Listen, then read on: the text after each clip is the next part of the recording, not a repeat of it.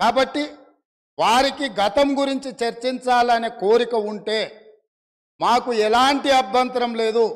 గతంలో జరిగిన పరిపాలనలో ఇక్కడున్న వాళ్ళకి చాలామందికి పాత్ర లేకపోవచ్చు, కానీ అక్కడున్న వాళ్ళకు చాలామందికి పాత్ర ఉంది. ప్రత్యక్షంగా మంత్రులు చేసిండ్రు. అక్కడున్న నాగేందర్ గారు, ఆ పక్కనున్న శ్రీనివాస్ యాదవ్ గారు, ఆ పక్కనున్న హరీష్ రావు గారు, అక్కడున్న కడియం శ్రీహరి గారు, ఆ పక్కనున్న పోచారం శ్రీనివాసరెడ్డి గారు, ఆ పక్కనున్న గంగుల కమలాకర్ గారు, అన్ని పేర్లు మొత్తం అన్ని లిస్టు చదువుతా. వీళ్ళందరూ కూడా ఈరోజు వారు ఏదైతే పాపాలు జరిగినాయి అంటుండ్రో ఆ పాపాలలో సంపూర్ణమైన భాగస్వామ్యం వాళ్ళదే ఉన్నది.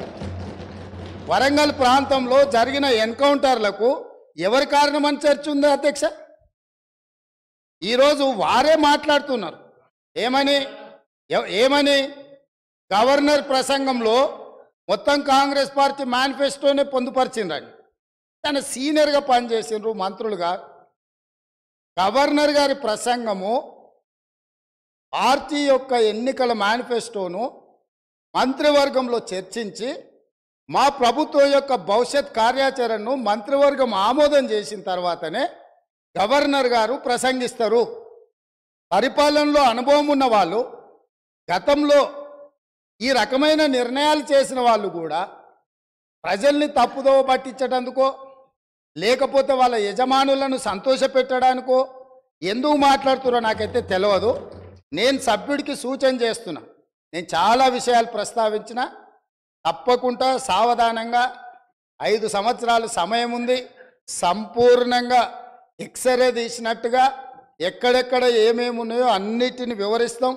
మా ఆర్థిక మంత్రి గారు, డిప్యూటీ సీఎం గారు జరిగిన విధ్వంసం ఏంది, ఆర్థిక నేరం ఏంది, అన్ని విషయాలు ఈ సభలోనే తమరి అనుమతి తీసుకొని చర్చకు పెట్టి వాటన్నిటిని విశ్లేషిద్దాం. మేము సిద్ధంగా ఉన్నాం. సంవయనం పాటించి ఈరోజు గవర్నర్ గారి ప్రసంగానికి సంబంధించిన మీకు మనసు ఉంటే, తెలంగాణను అభివృద్ధి చేసుకోవాలన్న ఆలోచన ఉంటే అభినందిస్తూ మీరు ముందుకు రండి. లేదు మేము ఇట్లనే ఉంటామంటే పిల్లి శాపనార్థాలకు ఉట్లు తెగిపడవు. ఈ శాపనార్థాలు పెడుతూనే ఉంటారు జీవితకాలం. కాబట్టి దయచేసి ప్రతిపక్షానికి నేను సూచన చేస్తున్నా, మేము పాలకపక్షంగా మా విజన్ డాక్యుమెంటుని సభలో పెడుతున్నాం. మీరు సలహాలు సూచనలు ఇవ్వండి. సహేతుకమైన సలహాలు సూచనలకు ఎప్పుడు మేము సిద్ధంగా ఉన్నాము. ఎందుకంటే ప్రతిపక్షాలను గౌరవించడం అనే సాంప్రదాయం కాంగ్రెస్ పార్టీకి మొదటి నుంచి ఉంది, ఇప్పుడు కూడా ఉంది. ఆ సాంప్రదాయాన్ని కొనసాగిస్తామని మీ ద్వారా వారికి తెలియజేయదలుచుకున్నాం.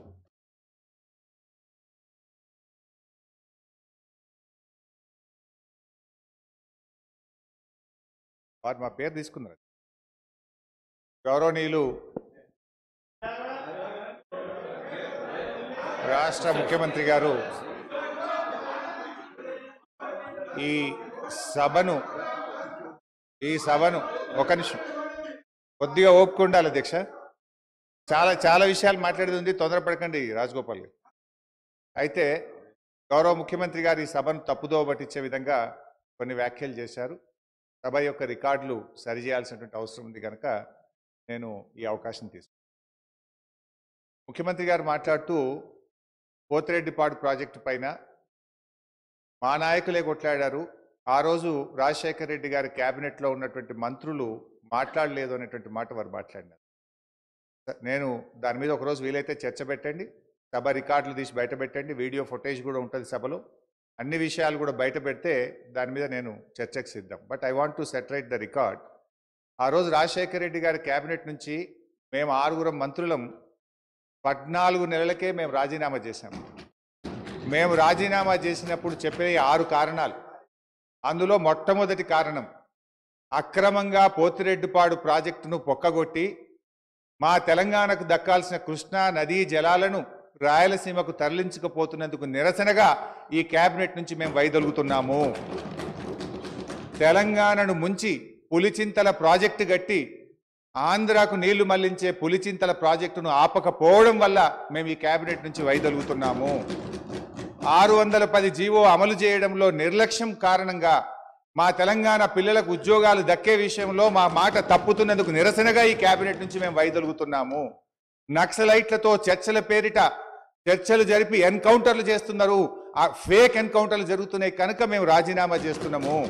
ఇట్లా ఒక 6 కారణాలు ఇదే సభలో చెప్పాం, బయట చెప్పి మేము ఆ రోజు రాజీనామా చేస్తామనేటువంటి విషయాన్ని సభ ద్వారా గౌరవ ముఖ్యమంత్రి దృష్టికి మీ దృష్టికి తెస్తున్నాం.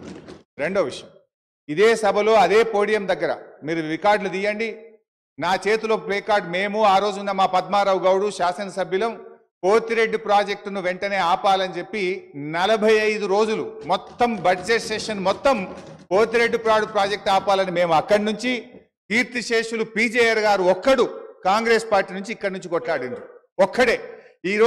ఆ రోజు మంత్రులుగా ఉన్న చాలా మంది పెదవులు ముచ్చుకొని ఇక్కడ కూర్చున్నారు తప్ప ఆ రోజు మాతో గొంతు కలిపింది ఒకే ఒక్కడు పీజేఆర్. ఆ పీజేఆర్ తనయుడు విష్ణువర్ధన్ రెడ్డి కూడా ఈరోజు మాతోనే ఉన్నాడు. రెండో విషయం I would like to clarify. నేను విషయాల్లో చర్చలకు పోతే చాలా చెప్పాలి కానీ just I'm trying to give the clarification. ఇది ముఖ్యమంత్రి గారు చెప్పిన పోతిరెడ్డిపాటి విషయం.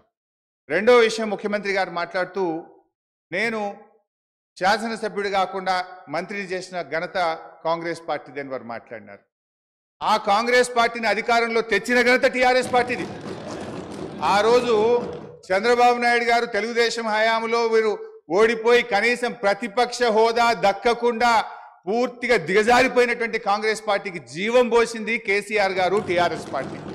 ఎందుకంటే నేను ఆ రోజు ప్రణబ్ ముఖర్జీ గారితో హిమాచల్ భవన్లో చర్చలు జరిగినప్పుడు కీర్తిశేషులు వెంకటస్వామి గారు, గౌరవనీయులు మాజీ ఎంపీ సురేందర్ రెడ్డి గారు, కేసీఆర్ గారు, ఆలే నరేంద్ర గారు, నేను ఆ చర్చల్లో ఉన్నాను.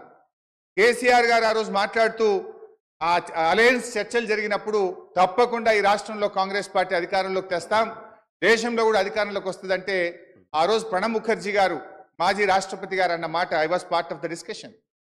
చంద్రశేఖర్ గారు మీరు అన్నట్టు నిజంగా కాంగ్రెస్ పార్టీ అధికారంలోకి వస్తే నువ్వు నా ఇంట్లో కూర్చొని తెలంగాణ రాష్ట్రం తీసుకొని పో, నిజంగా అధికారంలోకి వస్తుందా అని ఆయన అన్నారు.